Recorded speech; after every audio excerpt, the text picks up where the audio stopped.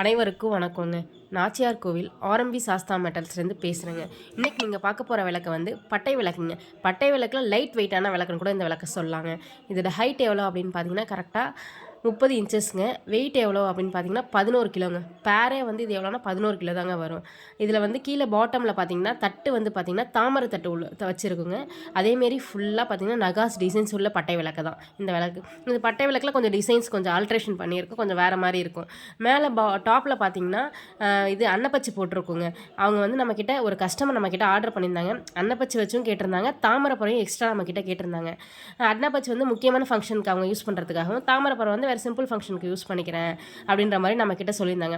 அதனால் நாங்கள் வந்து ஒரு கஸ்டமருக்கு அனுப்புனது தான் இந்த வீடியோ உங்களுக்கு வந்து நான் இப்போ ஷேர் பண்ணுறேன். அதுவும் இல்லாமல் இந்த விளக்கு வந்து லைட் வெயிட் விளக்குங்க. 30 இன்ச்சஸில் லைட் வெயிட், அதுவும் பட்டை விளக்கில் கிடையாது. ரொம்பவே ஆஃபரில் இருக்குங்க இந்த விளக்கு.